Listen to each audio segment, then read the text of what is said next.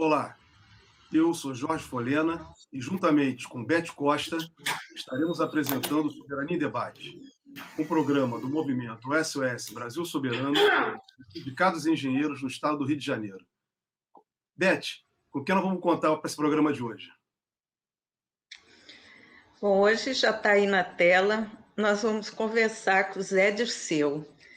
Zé Dirceu é mineiro de Passa Quatro, formado em Direito e é considerado um dos maiores estrategistas da política brasileira. Tem uma história que se confunde com a própria história do Brasil recente. Ele foi líder estudantil nos anos 60 e fez o combate ativo à ditadura militar. Foi preso, exilado político no México e Cuba, depois de ter sido trocado pelo embaixador americano Charles Elbrick. Nos anos 70, ele viveu clandestinamente no Brasil e na redemocratização ele voltou à vida política, foi uma vez deputado estadual e 3 vezes deputado federal, a última vez em 2002, e quando ele se licenciou para assumir o cargo de ministro-chefe da Casa Civil do governo Lula, primeiro governo Lula. Apesar de uma vida de acusações e perseguições, Zé Dirceu continua sendo uma das maiores referências políticas brasileiras e tem uma visão estratégica do Brasil a partir de uma análise bastante acurada da realidade. Então, Zé, baseado nesse conceito, que não é nosso aqui, eu acho que é de muitos analistas políticos, eu queria te fazer a primeira provocação. Você, dentro de uma visão histórica, claro, guardando as limitações do não ter o distanciamento no tempo, mas você faz uma análise bastante importante da conjuntura baseada na correlação de forças. Como você define o momento atual do Brasil?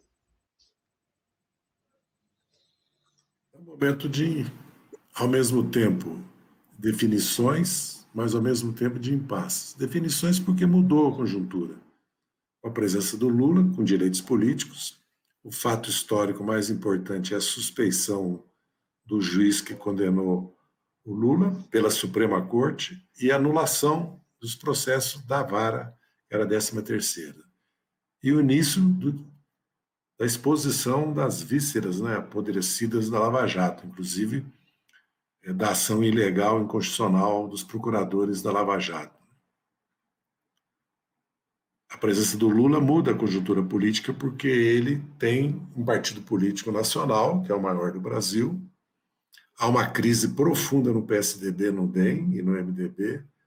Há um fortalecimento da direita, seja o PRB, seja o PL, seja o PP, seja o PSD, com diferenças, com nuances que sustentam o governo Bolsonaro, apesar que o MDB, o DEM e o PSDB também sustentam a agenda econômica, mas não a política, vamos dizer assim, obscurantista, fundamentalista religiosa, autoritária do Bolsonaro. A presença do Lula acabou desaguando na presença das ruas, na volta das ruas. Né? As manifestações do dia 29 de maio e de amanhã mostrarão que, fim da pandemia, haverá um grande movimento político e o Bolsonaro sabe disso, ele e os militares que o sustentam o apoiam, porque o governo é um governo militar, e os discursos dele ultimamente têm se dirigido ao Exército, aos militares, acabou de fazer agora um discurso que eu assisti no Pará, é Deus, Pátria e Família, é culpa dos governadores, é a cloroquina, é a propriedade privada, é a defesa do agronegócio, do capital financeiro e do conservadorismo religioso. Né? No fundo, Malafaia estava ao lado dele. Ele vai apelar a Deus, né, para tentar vencer as eleições. Esse é um fato novo, que vai definir no cenário político para 22. O fato, a indefinição, é até onde o Bolsonaro irá na busca de uma desestabilização do país e da inviabilização das eleições ou criar as condições para a fraude. Daí a campanha pelo voto impresso, que só vai servir para fraudar, porque o voto impresso vai abrir milhares de contestações judiciais, né, e colocar em dúvida, a não ser que haja uma diferença de 10, 15 milhões de votos. Né. Então, acredito que esses são um pouco o quadro da conjuntura. Há uma mudança radical, porque o mundo está mudando também. Né? A vitória do Biden, o plano de reestruturação do capitalismo americano, que, no meu entender, dá início a um plano de reestruturação do capitalismo a nível mundial, como depois da Segunda Guerra Mundial, e o cenário da América do Sul, que mostra que esse modelo, essa política econômica que querem implantar no Brasil, faliu, né? Não só faliu, como produziu grandes movimentos populares, sociais, não é caos, anarquia, nada disso, simplesmente a participação popular, ao não encontrar respaldo e resposta nos governos, no institucional, foi para as ruas. Né? Isso não vale no Equador, vale no Peru, na Colômbia, no Chile, na Bolívia, inclusive com a derrota de um golpe, uma vitória eleitoral, né? Com maioria na Câmara e no Senado, além da eleição do presidente, na Argentina, com a vitória do Alberto Fernandes, no Paraguai, com grandes manifestações também. E o Brasil não ficará fora desse movimento de protestos populares contra uma política que, no fundo, é para retirar direitos sociais e políticos dos trabalhadores, né? E para ajustar o Brasil a um capitalismo que eu entendo neoliberal, que está fadado a ser superado por uma reforma do próprio capitalismo, como foi, aliás, depois da Guerra Mundial, foi no retrocesso da era Thatcher-Reagan, que deu essa hegemonia que está se esgotando. E no passado nós temos que lembrar que o capitalismo foi escravocrata e depois a Inglaterra, a Grã-Bretanha, a pérfida Albion, capitaneou a luta contra a escravidão. E foi colonialista, aliás, 2 guerras mundiais por causa do colonialismo, por causa da divisão das colônias, por causa da disputa da hegemonia dentro do capitalismo mundial, né, na época das colônias. Né? E depois, quando ele viu que a libertação nacional ia triunfar, como triunfou na Indochina, triunfou na Argélia, começou a triunfar na África, ele fez a descolonização. Então, não vacilará em se autorreformar. Acho que é uma mudança no mundo, uma mudança na América do Sul, e no Brasil uma mudança, porque o Bolsonaro não vencerá essa eleição no segundo turno. O país está contra ele, a maioria, e as pesquisas são muito claras. Não só as pesquisas presenciais do Vox Pop, da Datafolha, mas mesmo a pesquisa, não sei se é robô, internet ou telefônica, da XP, que é o caso, e vou concluir, que eu já falei demais, com a pesquisa da Oxfam, que é uma pesquisa extraordinária, que mostra o nível de consciência da maioria do povo brasileiro. E que quase não recebeu nenhuma repercussão na grande mídia. Porque ela quebra as heresias. Primeiro, o papel do Estado, do governo. Segundo, que a distribuição de renda, estou, evidentemente, fazendo uma síntese, usando outras expressões, leva ao crescimento, só a distribuição de renda. A maioria quer uma reforma tributária, mesmo de todos os impostos, a imensa maioria dos impostos sobre os ricos, a imensa maioria tem consciência do racismo, né? E da não igualdade, da desigualdade de gênero. A imensa maioria diz que a desigualdade é o principal problema do país, que precisa de Estado, saúde pública, educação pública, habitação subsidiada, porque no fundo é isso que estão dizendo. Se a pesquisa aprofunda sobre lazer, cultura, saneamento, vai encontrar a mesma resposta. Ou seja, o Bolsonaro, que eu tenho repetido, ele produziu consciência política no país nesses 2 anos e meio.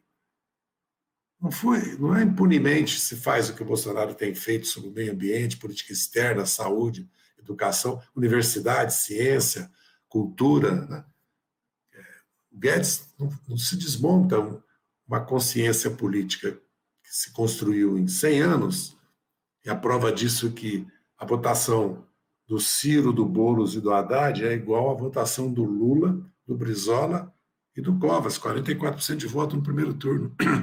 E que o Haddad tem 32 milhões de votos depois da Lava Jato, depois do golpe, depois da maior campanha, né, de descrédito, de criminalização, de incriminar uma liderança e um partido que foi a Lava Jato. Foi o que construíram, usando a justiça contra nós. E 32 milhões de dólares quer dizer que há um bloco social, há uma base social. Ou seja, que quem tem condições de pacificar, reunir o país, dar um rumo para o país que ele já deu, é o Lula. Até pela liderança internacional que está mais do que posta, né? Comprovada agora, depois que ele recebeu aquele habeas corpus e depois da anulação e da suspeição, né?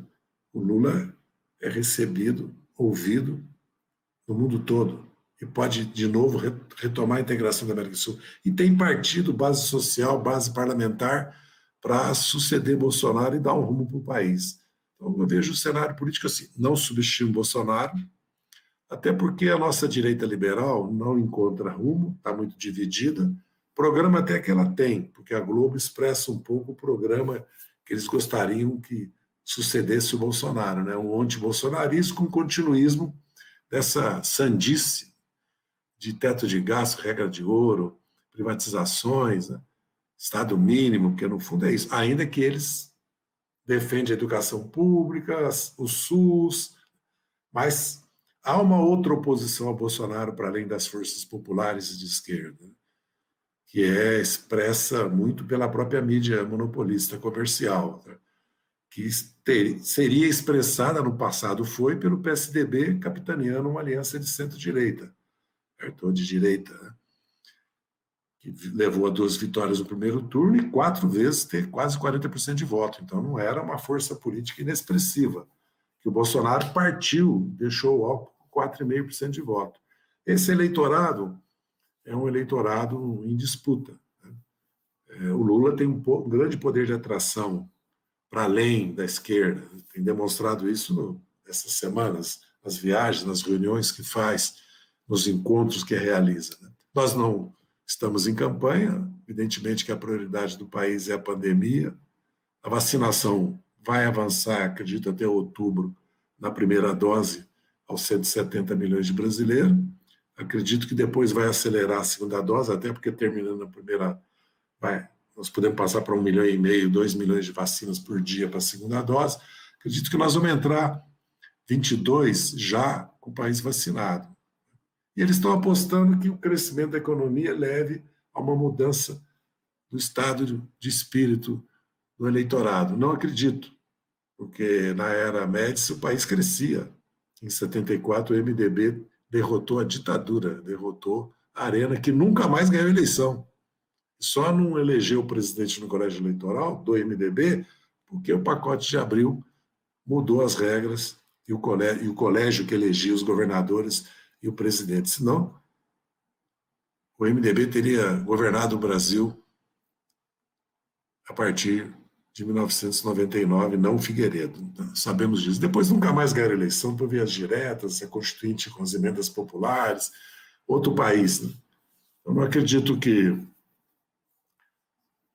nós tenhamos mais 4 anos de Bolsonaro, felizmente. O que não quer dizer que devemos subestimá-lo, até porque a Embaixada Americana pisca, né, para ele e apoiou a Keiko Fujimori abertamente no Peru, abertamente. Não foi só o Vargas Llosa, esse grande, maravilhoso escritor, a vida é assim, né? Que eu adoro ele como escritor, mas que quase que o Fernando Henrique se iguala a ele quando anulou o voto, não votou no Bolsonaro. Ele defendeu abertamente o voto na Keiko Fujimori, para vocês verem que nós temos que também tomar nossos cuidados, né? Construir alianças mais amplas que a esquerda e, principalmente, apostar na mobilização popular. Sem mobilização popular, não haverá mudanças no Brasil. Zé, obrigado aí, seu esclarecimento foi bem amplo. Eu queria voltar, Zé, exatamente da sua fala aí, tá, para repassar alguns pontos. Inegavelmente, nós estamos vivendo uma grave crise sanitária no Brasil. Acho que o Brasil está numa destruição total. E exatamente você fala do governo Bolsonaro, mas eu diria que após o golpe de 2016, não dá para esconder, esquecer, a ação de Michel Temer e Henrique Meirelles, que foi aprofundado por Bolsonaro e Paulo Guedes. Então, o país vive uma situação agravada pela pandemia, com tudo que está acontecendo. Zé, o Bolsonaro, a todo tempo, ele vem sempre assinalando, vocês estão esticando a corda demais. Todo tempo ele fala isso. Inclusive, um juiz hoje, né, o presidente do Tribunal Superior Militar, repetiu essa mesma ladainha de Bolsonaro. Estão o tempo inteiro ameaçando. O Marcos Coimbra, você citou ainda agora o Vox Populi, escreveu um artigo hoje dizendo que Bolsonaro tem duas chances: se conseguir barrar Lula ou cancelar as eleições. Você já colocou que no cenário internacional isso seria muito difícil, talvez não tivesse apoio. Gostaria de ouvi-lo, Zé, com relação a isso, porque o Marcos Coimbra, na sua experiência, né, de cientista político, de um grande analista eleitoral, diz que é praticamente impossível Bolsonaro vencer. Bolsonaro. Então, como você vê esse papel e o Lula como pacificador do país? Realmente, eu concordo que... Porque o Bolsonaro não tem oposição só por causa da política econômica, ou da situação social, ou da pandemia. Quando ele ataca a cultura, a universidade, corta investimentos de ciência e tecnologia, ele, na verdade, quando ele se expressa, né, no machismo, né, no racismo, ele vai acumulando oposição, vai ampliando a base. Cada mês, eu acho que ele amplia a base da oposição a ele, porque quando ele traz os militares para a política, porque é isso, ele diz que se trata, os militares não podem opinar sobre política, muito menos fazer. Isso é mundial, faz parte da democracia. Essa é uma questão que não tem discussão sobre isso. Eu não acredito que Bolsonaro possa vencer no segundo turno. Agora, ele vai tentar desestabilizar, porque ele está fazendo dois movimentos. Um, implantar o medo, o terror. Os caminhoneiros, com as motocicletas, né, com as ameaças, com os militares. Por exemplo, o presidente do Supremo Tribunal Militar não tem que falar nada sobre política, nada sobre o Brasil, ainda mais sendo militar, sendo tribunal militar. Porque os militares são julgados lá. Ou que ele quer que os militares sejam julgados em tribunais civis. Né? Ele não tem que opinar sobre política, muito menos militares da ativa para o governo, e muito menos o Pazuello não ser advertido, tá? Mínimo. Então, nós realmente estamos numa situação, tem uma zona cinzenta aí, muito grave. Certo? Por isso que houve uma aliança tão ampla no país contra o Bolsonaro. Eu tenho insistido. Os ex-ministros de Justiça, de Meio Ambiente, de Defesa, de Direitos Humanos, já fizeram manifestos comuns. O Lula se encontrou com o Fernando Henrique. Muitas medidas do Bolsonaro não passaram na Câmara. O Supremo tem colocado limites a ele, né, aos abusos, as tentativas dele de governar por decreto-lei, impor censura, escola sem partido, colocar fim à autonomia da universidade, fora questões ambientais, questões ligadas aos indígenas e outras questões. Mas há realmente talvez o próprio impeachment do Bolsonaro não tenha acontecido por isso, essa tutela militar, né? Essa espada de Damocles sobre o país, que é ameaça de uma intervenção militar ou de um golpe militar. O que eles chamam por esticar a corda? Quer dizer, teve as rachadinhas, o Laranjal, o assassinato da Marielle, a relação com as milícias, o cheque da própria primeira-dama. Quer dizer, é um governo que a própria família podia levar o presidente ao impeachment. Nem as investigações avançam, porque ele foi cooptando a Polícia Federal, a COAF, a Receita, o Ministério Público. Nem tem uma CPI que está dentro da lei e da Constituição. Então, na verdade, ou é um jogo de pressões para a oposição recuar, ou é mais grave, eles estão ameaçando o país com um golpe de Estado. O Bolsonaro, a Maria Cristina, no Valor Econômico, hoje sistematizou resumos, né, destacou frases do discurso do Bolsonaro, que evidentemente é um apelo à intervenção militar. Então, Por isso que uma aliança democrática, né, para impedir isso, para garantir o calendário eleitoral e as eleições, cada dia se torna mais necessário. Não sei até onde o Exército, ou a Marinha ou a Aeronáutica vão sustentar um governo ilegal, inconstitucional no Brasil. Certo? É bastante improvável, não impossível. A nível internacional, não há espaço para isso. Não há espaço para isso. E achar que não vai ter reação na sociedade brasileira, não vai ter oposição, o que eles vão fazer? Eles vão fechar o país, reprimir o país, censurar a imprensa, fechar os poderes legislativo e judiciário, porque o judiciário não vai concordar com isso, nem o legislativo, a não ser que haja um apoio do judiciário e do legislativo, como houve no golpe da Dilma. Na verdade, o judiciário fechou os olhos, foi conivente com uma manobra parlamentar constitucional, as pedaladas, que hoje tudo isso está desmoralizado, como o mensalão está desmoralizado, entendeu? E a Lava Jato também. Quer dizer, falar em corrupção é quase uma... que nem a história que o Jânio ia combater a corrupção e o Collor ia combater a corrupção, entendeu? Falar que não tem corrupção no governo, com o que está acontecendo com as emendas impositivas, com o orçamento secreto, com toda essa suspeição em torno da cloroquímica, da indústria farmacêutica, né? E todo esse histórico, né? Essa capivara familiar, né? Que o presidente tem. Então, é uma situação realmente preocupante, mas não vejo condições políticas para um golpe militar no Brasil. Mas vejo que a mobilização popular, a unidade das forças democráticas, pode sustentar o processo eleitoral até a vitória de quem for vencer e a posse de quem vencer.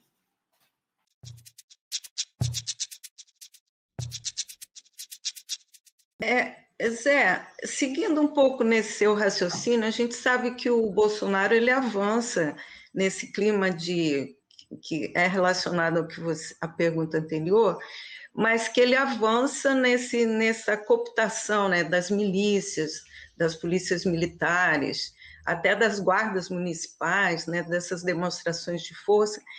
E esse que você colocou, o papel da incerteza para que lado as Forças Armadas vão pender nessa história do Brasil, porque a gente sabe que essa tutela militar no nosso país, ela também é histórica, né? Ela já se fez presente até em períodos democráticos. Você acha que existe uma divisão nas Forças Armadas hoje que poderiam pender mais para essa aliança democrática, para não permitir qualquer possibilidade de quebra da institucionalidade?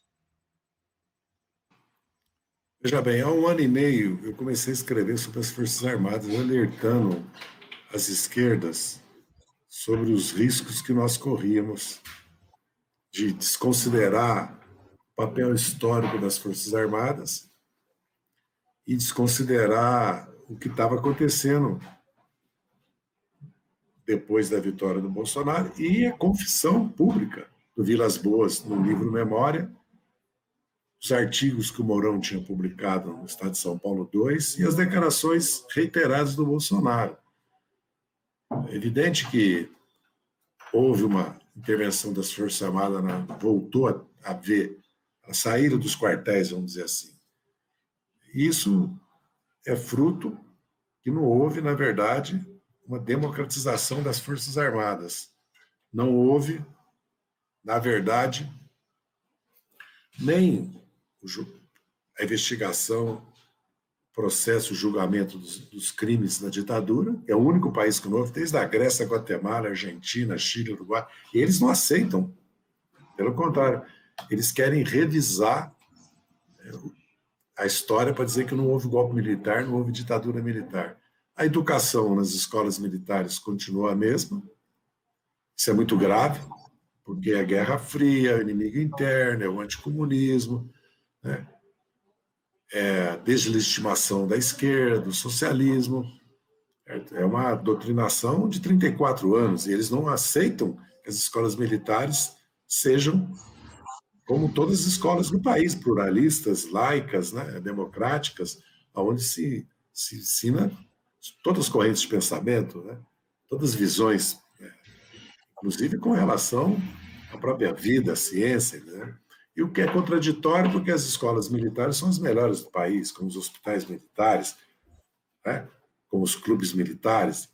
É contraditório porque os militares têm um status especial, ganharam agora na Previdência, ganharam 2 aumentos, 20 e tantos por cento, 40 e tantos por cento, entre o Temer e o Bolsonaro. E ganharam também verba de apresentação, ajuda de custo, gratificação por habilitação, se aposentam sem limite de idade, aposentadoria integral, que ninguém tem no Brasil. A metade se aposenta aos 50 anos, a metade é filho e neto de militar. Então, nós estamos com uma casta. E o problema é grave. É grave o que está acontecendo.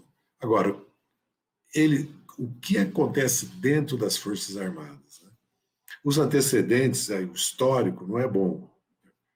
Esse caso do Pazuello, que é mais recente, mais simbólico. Né? Na pior das hipóteses, os coronéis e os capitães se impuseram. Os quartéis se impuseram ao comando. Na melhor das hipóteses, o alto comando, para não ter outra crise institucional com Bolsonaro, que eles iam ter que renunciar, não puniram o Pazuello. Ou a maioria do Estado-Maior está com Bolsonaro e não punirá e sustentará o Bolsonaro. Sustentará até a eleição, se ele perder a eleição, aceitará o resultado. É uma disputa política, porque, na verdade, eles sustentaram o Bolsonaro para ser eleito, porque hoje os fatos provam que houve, sim, participação dos militares que adotaram, estimularam e apoiaram o Bolsonaro e abriram os quartéis para ele. Essa questão das PMs é gravíssima, a questão das guardas municipais e das milícias, porque ele está armando uma base social importante que ele tem, de centenas de milhares, né, de cidadãos. Não é só os clubes de tiro, os colecionadores, os caçadores ou as academias, né, de MMA. É muito mais grave que isso, porque essa política que ele adotou de liberar geral de armas tem consequências, né, na sociedade, porque não somos nós que estamos comprando armas, não são os sindicatos petistas, não são os petistas, não é MST, não são os cidadãos que estão comprando para se defender. Né? Que nós vimos agora, esse caso que está na mídia, no UOL, fazendeiro contrata 2 PMs e um sargento, eles montam uma emboscada para um suposto assalto que ia haver na fazenda, que foi delatado por um funcionário que foi recrutado, mas, na verdade, acabou se delatando em vez de apoiar o assalto, e eles simplesmente eliminam os 6 assaltantes. Né? Então, a justiça é pelas próprias mãos. Nós vamos criar no Brasil milícias, grupos paramilitares, como aconteceu na Colômbia. Né? Então, o país vai entrar em guerra civil. Quer dizer, ao contrário da estabilidade que se pretende, o que o Bolsonaro vai criar no país, já criou com o negacionismo criminoso na pandemia, o que ele vai criar no país é uma estabilidade. Eu não vejo como o capitalismo financeiro, bancário, as grandes corporações possam conviver com isso, entendeu? Porque o Brasil tem um problema seríssimo, que é a pobreza, a desigualdade, e a fome está aí. Metade da população não trabalha, não produz. Como é que pode um país rico como o Brasil, desenvolvido como o Brasil, o 5º em território, 6º em população, uma das 10 maiores economias do mundo, com soberania alimentar, energética e científica, com um dos maiores mercados internos do mundo, com uma da agroindústria mais moderna, apesar dos problemas, país com indústria pesada, indústria de base, com capacidade científica e tecnológica, viver esse drama da pobreza, da miséria, da desigualdade, cada vez concentra mais renda, porque a dívida interna concentra a renda, porque paga juros, quando o mundo inteiro não paga juros, e paga 500, 600 bilhões por ano. 10 anos é 6 trilhões. A estrutura tributária indireta, regressiva, concentra a renda, e os juros é um assalto diário à classe trabalhadora. O exemplo do CPMF é fantástico. Não queria CPMF, porque 0,38 sobre a, mas os bancos cobram 100 bilhões de tarifa por ano. Quer dizer, o cidadão deixa nos bancos 20, 30, 50 vezes mais que a CPMF, 100, 200 vezes mais que a CPMF. Né? E a CPMF era para a saúde. e era para os estados e municípios. E ia sendo reduzida até 0,8, de 38 para 0,8. Acabaram por razões políticas, para sabotar o governo Lula. Foi o começo, né, da sinalização. O mensalão foi o primeiro, que o PSDB tinha optado por destabilizar o governo e por derrubar o governo.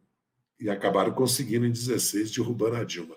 Quando o Aécio não reconhece o resultado eleitoral e dá a partida para o impeachment. E apoia a Lava Jato, que levou à prisão o governador de Goiás, de Minas, do Paraná, do Mato Grosso, o filho do governador do Mato Grosso do Sul, em investigação do Mato Grosso, e em São Paulo, a investigação sobre o José Serra, o Aloysio Nunes e o Geraldo Alckmin. Não estou dizendo que apoio isso e que concordo com o que a Lava Jato fez, mas o fato é esse. E a Lava Jato acabou o dia que prendeu o Aécio Neves, Michel Temer e o André Esteves. Aí ela começou a acabar. A verdade é essa, nua e crua, porque a mídia mudou de comportamento, menos a Globo, imediatamente com relação à Lava Jato. E depois os fatos, né, que contra fatos não argumentos, mostraram a verdadeira face da Lava Jato, o objetivo dela, desde o mensalão, que é como fizeram com o Getúlio, com o Juscelino, com o Jango, a ditadura ia acabar com a corrupção, né? Imagina, o Jânio e o Collor iam acabar com a corrupção, depois o Moro ia acabar com a corrupção, os procuradores, aqueles santos, né? E hoje estamos vendo quem eles são, iam acabar com a corrupção. Queriam 10%, Zé, toda a cor de leniense. Isso o Dallagnol que falou. Mas, a sua fala deixa aqui muito claro para a gente uma coisa, né? Vai ficando claro. Parece que a classe dominante brasileira jogou no caos para afastar o PT do poder. E esse caos, junto, a Lava Jato faz parte dessa conspiração, levou exatamente esse estado que nós estamos vivendo aí, que é o Bolsonaro, que se alimenta exatamente disso, Zé. Se alimenta do desemprego, né, da violência, da crueldade, como você falou. Mas eu não vou... Queria só fazer esse comentário, Zé, para esse parênteses, mas a Lídia me pede aqui para eu fazer uma pergunta para você, da nossa internauta Cristina Lobo. Ela diz o seguinte, Zé, pergunta o seguinte: como combater o antipetismo frente ao bolsonarismo? Primeiro que precisa ver o que é antipetismo, porque simplesmente o PT é de esquerda e é socialista, né, que é uma questão, porque existe o antibolsonarismo também. Aí são opções políticas de grandes setores da sociedade que são de centro-direita ou centro-esquerda. Outra coisa é a acusação que o PT quebrou o Brasil ou que o PT é uma organização criminosa, entendeu? E outra coisa é quando você trata dos temas da família, da religião, a chamada pauta identitária, entendeu? Que são nuances diferentes de uma mesma questão. Primeiro, o PT é um partido cristão. Mas salta à vista, né? Foram as pastorais, as SEBs, os sindicalistas cristãos que criaram o PT. Essa história do... Quer dizer, estão falando de um partido que teve origem, né, política, social, ideológica, né, com setores marxistas, setores trotskistas, setores, né, que vieram da resistência armada, que vieram das organizações políticas marxistas-leninistas, mas que eram amplamente minoritários no PT. Segundo, que eu sempre pergunto, né, o PT é uma organização criminosa? Muito bem. Então me responda o seguinte: na tua cidade, na tua região, no teu estado, me diga um deputado no estado do Rio do PT que enriqueceu na política. Um prefeito. Um vereador do PT que se enriqueceu na política. O PT não é uma organização criminosa. O PT, como os outros partidos, o financiamento da campanha eleitoral via Caixa 2 era geral e restrito. O PT tem que se penitenciar, errou por isso? Tem. Mas isso não tem nada a ver com corrupção da Petrobras, que o PT é um partido corrupto. Entendeu? Pelo contrário. Se você olhar a lei da ficha limpa, o penúltimo partido é o PT. Os primeiros é PDS, DEM, Os que mais falam dessa lei estão lá em primeiro lugar na lei da ficha limpa. PT não. Qual governador do PT que mudou de vida? Porque nós sabemos quando um prefeito muda de vida. Posto de gasolina, motel, material de construção, fazenda, casa de 2, 3 milhões de reais, né? Todo mundo está me ouvindo, conhece, vive no interior, em cidades de 100, 200, 500 mil habitantes, sabe como é que é. Então, nós temos que discutir abertamente isso. Abertamente essas questões. Porque a questão que o PT quebrou o Brasil, né? O Brasil cresceu em 10 anos, criou 20 milhões de emprego, multiplicou por 10 as exportações, mudou completamente a vida de 40, 50 milhões de brasileiros.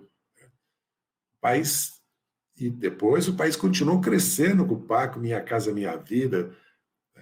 Nós construímos 3 grandes hidrelétricos. Imagina se tivesse construído Santo Antônio, Belo Monte e a outra usina lá de Rondônia. Entendeu? Geral, né? E nós que criamos todas essas termoelétricas a gás aí, também foi construída nos nossos governos. Investimento privado e público, mas foram construídos no nosso governo. Então, o Brasil mudou. O governo Lula enfrentou uma crise econômica, a Dilma enfrentou, mas houve uma crise política que inviabilizou qualquer solução para a crise econômica. Houve um aberto local de investimento, uma aberta sabotagem pelo Eduardo Cunha na Câmara, uma pauta-bomba. A obrigação que o TCU fez de devolver, né, aqueles recursos todos. A dívida pública, lógico que a dívida pública aumentou. Com a instabilidade política que se criou no país, entendeu? Então, nós temos que enfrentar esse debate, essa discussão. Agora, o Lula e o PT é o partido que tem mais apoio, comparado com mais apoio, menos rejeitado. É só olhar as pesquisas, daqueles 45% dos brasileiros que optam por partido, ou 40%. E mesmo o Lula, a rejeição do Lula não é muito diferente. Aliás, o Bolsonaro tem mais rejeição que o Lula. Então, nós temos que... O antipetismo, nós precisamos debater e discutir com a sociedade, né? Tanto mostrar o nosso legado, como mostrar o que nós pensamos do Brasil do futuro. Essa é a chave da questão. O que nós queremos com o Brasil do futuro? Primeiro, nós vamos reverter toda essa política obscurantista e fundamentalista do Bolsonaro, essa coisa ambiental, essa degradação da Amazônia pelos garimpos, pelos madeireiros, pela pecuária predatória, pelo avanço da soja, pelo Mato Grosso. O Brasil não precisa avançar.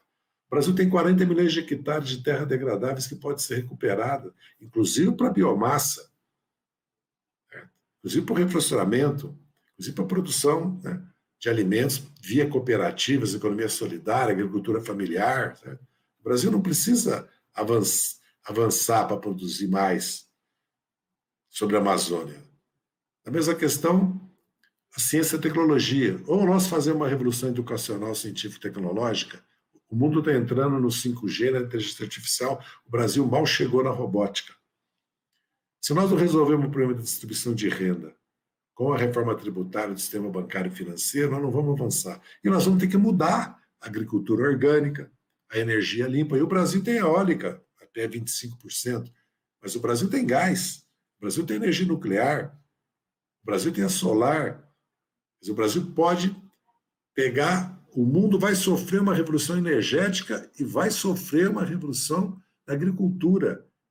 Uma revolução ambiental e na agricultura. Por quê? Porque os fundos de investimentos já estão financiando a pesquisa biológica para substituir o agrotóxico. Pode olhar na imprensa econômica. Já estão financiando. Como todas as grandes corporações hoje falam de 4 questões: meio ambiente, igualdade de gênero, igualdade racial e social, não é isso? Inventaram até o nome, né? ESG, é isso? E faz propaganda na Globo News que você fica atordoado de tanta propaganda sobre isso. O capitalismo está mudando e o Brasil vai mudar. Nós podemos continuar com a mobilidade urbana, com o modo de trabalho, de locomoção e de vida das grandes cidades brasileiras, que qualquer enchente é um caos, o monopólio da terra, a especulação imobiliária, a tributação regressiva que existe. Então, nós temos que pensar o novo, né? E a juventude, porque é o que eu falo, o Bolsonaro produziu uma juventude rebelde, lutadora, que está nas ruas e está nas redes, advogados, economistas, artistas, intelectuais, acadêmicos de 30, 40 anos, centenas, milhares, está produzindo um grande movimento de mulheres, negros e negras e jovens do país. Só não vê que está aí. É isso que saiu na rua. Não foram os sindicatos e nós só, não. Foram eles que saíram na rua. Lógico que nós estamos, como nós somos um grande partido, temos uma base de militantes de 500 mil, como nós somos um partido que temos, né, o Lula tem 30, 40, 50 milhões de votos, nós temos peso nas mobilizações, mas há uma mobilização que independe de nós, contra o Bolsonaro, e contra a política econômica, com consciência dela, e mais radical, hein? E mais radical, tomem nota, como aconteceu no Chile. Então eu acredito que é verdade, nós temos que encarar o antipetismo. Ainda mais que nós passamos de 2013 a 18, 19, sobre uma guerra contra nós, né? Só nós que vivemos isso sabemos o que foi, entendeu? Mas eu não acredito que não seja possível superar isso. É preciso debater, discutir com franqueza e falar a verdade para a população, entendeu?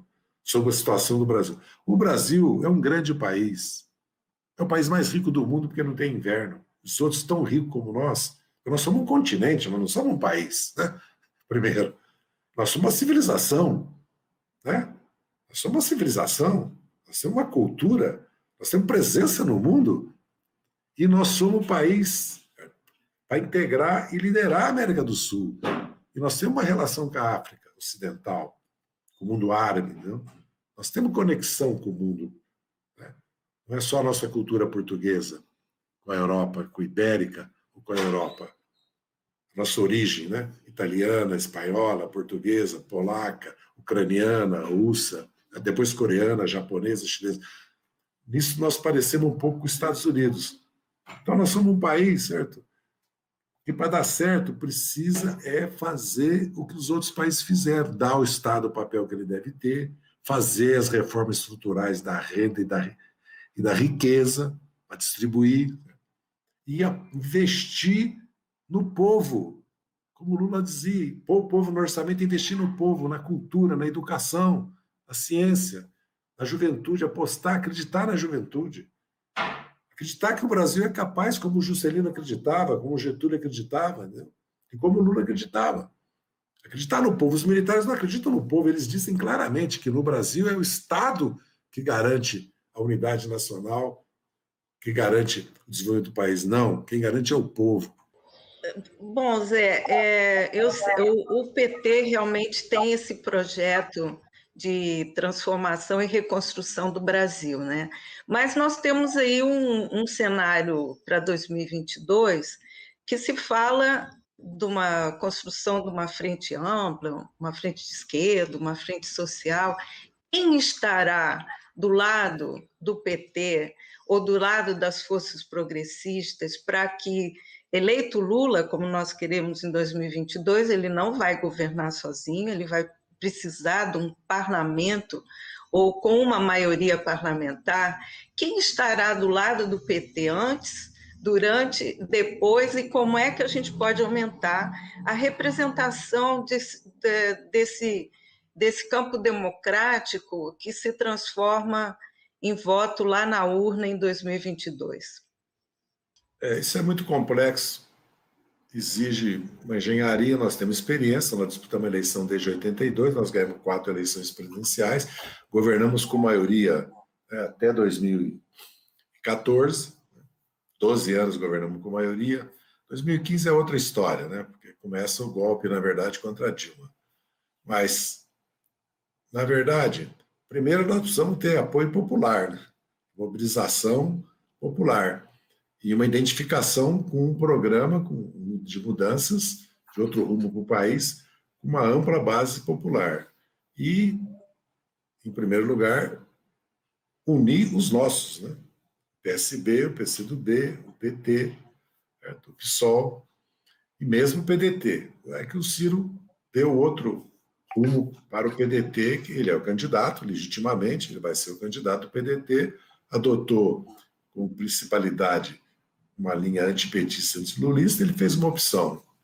Então, nós vamos procurar construir alianças regionais com o PSB, PCdoB, PDT, também com setores de outros partidos, porque em muitos estados, setores de partidos da centro-direita vão acabar, por razões locais, né, ou políticas nacionais, apoiando. Agora, aliança partidária mesmo, talvez com algum outro partido menor, que não seja esses quatro.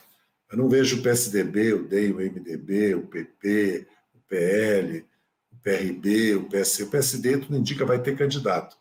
O PSDB, o DEM e o MDB estão vivendo uma crise muito grande. Né?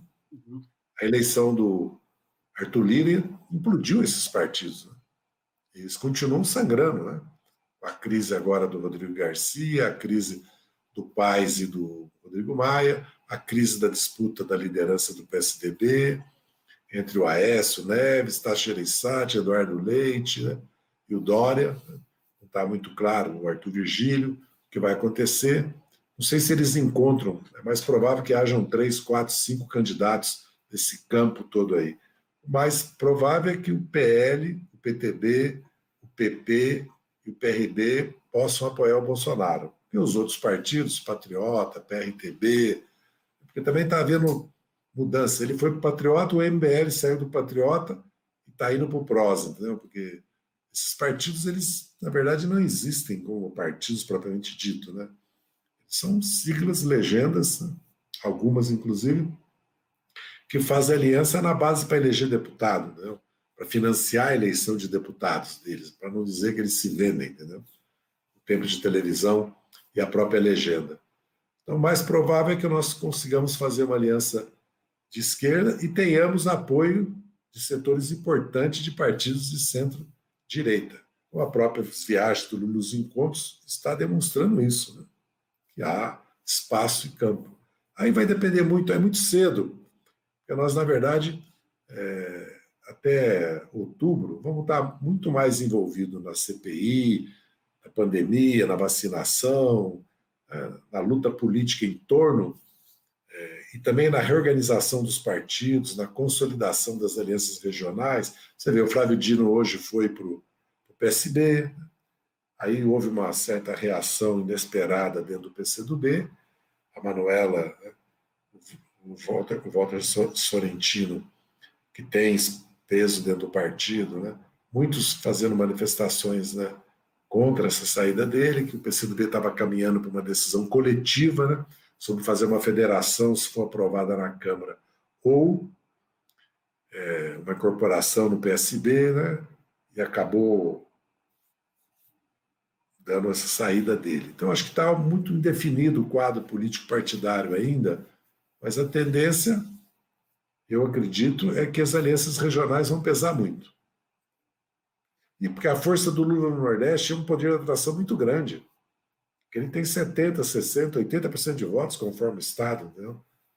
Então, e o PDT, tudo indica também por declarações de deputados, de lideranças, que está começando a ter problemas com o discurso do Ciro Gomes. Né? Mas o Ciro Gomes nós já conhecemos, né? Já são 20 anos de convivência com ele, né? Então, eu tenho o maior respeito pelo Ciro Gomes, às vezes não é recíproca, mas é da vida, né? É da vida. Ô, Zé, nós já estamos há 60 anos na vida política. Estou desde 1965 na vida política. Já, ó. Mas é isso agora... que eu queria aproveitar, Zé. Eu queria aproveitar a eu experiência. Eu conheço lá da Maria Antônia. Mas, Zé, eu queria aproveitar exatamente essa sua experiência. Nosso programa está chegando no fim, infelizmente. Passou rápido pra caramba, Zé, a conversa contigo aqui. É que eu falo demais, vocês têm que me cortar. Não, você fala muito bem, você pontua e nos esclarece do que está acontecendo. Zé, nessa parte final, nessa última questão, eu sei que a Beth queira levantar mais uma outra, mas eu queria que você, Zé, passasse uma esperança para a juventude brasileira. Porque essa juventude é que vai construir o país. O país está na mão da juventude. Essa juventude hoje está desesperançada. Não tem trabalho, não vê nada na cultura, né, que está sendo massacrada por Bolsonaro e por Temer. Então, o que falar para a juventude, Zé? Está nas mãos dela, que depende só dela. E que não há outro caminho senão a luta. A luta faz a lei. Para eles olharem para o Chile, olharem para o Peru, olharem para a Colômbia. A juventude está lutando. Olhar, aliás, para a eleição do Biden e do Obama, que foi em grande parte o Bernie Sanders e a base eleitoral social dele, da juventude, que deu a arrancada final e pôs aquele voto, senão os dois teriam sido derrotados. E a vida deles é assim. Né? Você opta pelo menos pior, vamos dizer assim. Eu acredito que a juventude brasileira, a juventude brasileira participou de todos os grandes momentos da vida política do Brasil. Poucos sabem que a UNE surgiu na luta contra o nazifascismo para o Brasil entrar na guerra. Não surgiu por causa da luta universitária.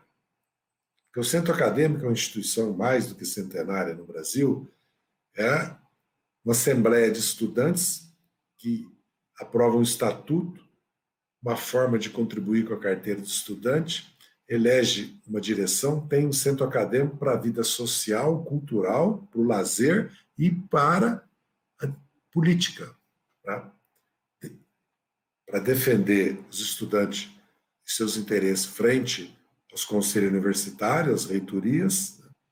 E para defender junto ao governo uma política pública de uma universidade e de uma educação pública universal e gratuita. E para participar da vida política do país. Depois a UNE se consolidou na luta pelo petróleo é nosso. Depois ela entrou na reforma universitária, os dois grandes seminários de Salvador e Curitiba, e na greve de 1/3. 1/3 de estudante de representação no Conselho Universitário. E depois na luta pelas reformas de base do Jango. Então você vê, e o movimento estudantil, que eu fiz parte na luta contra a ditadura, pela democracia e defesa da ciência e tecnologia, do desenvolvimento nacional. E a juventude brasileira que criou o PT. O Lula tinha 32, 31 anos, né, era jovem.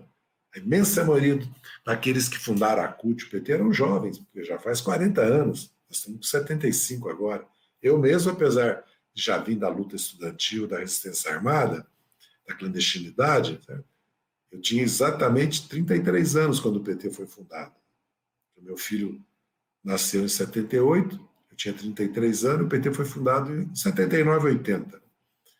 Então, acho que a juventude tem que pegar em suas mãos, porque é verdade, a pobreza, o preconceito, o racismo, né?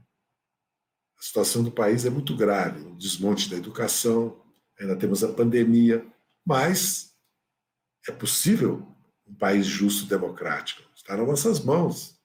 Eu disse e repeti aqui, o Brasil é rico e desenvolvido, que há aqui uma profunda, inaceitável, escandalosa e vergonhosa desigualdade, que 1% tem 23% da renda e 50% não tem 23%, que 10% tem a metade da renda nacional, e os 10% mais pobres não tem 1%.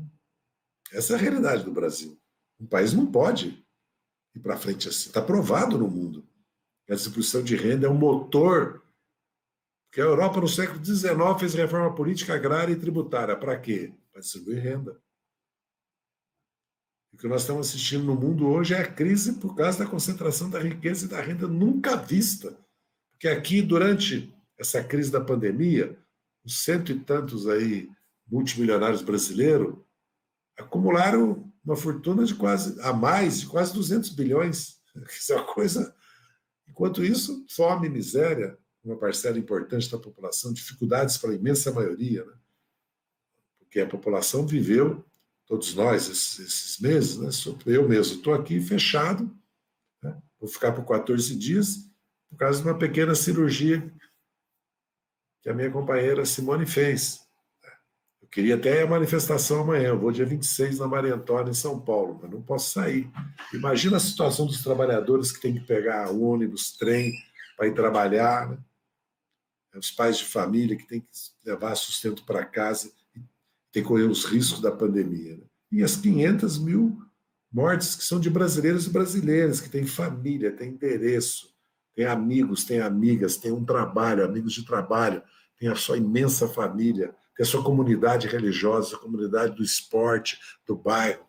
Não são 500 mil, são 50, 70 milhões de brasileiros que foram afetados por essas mortes.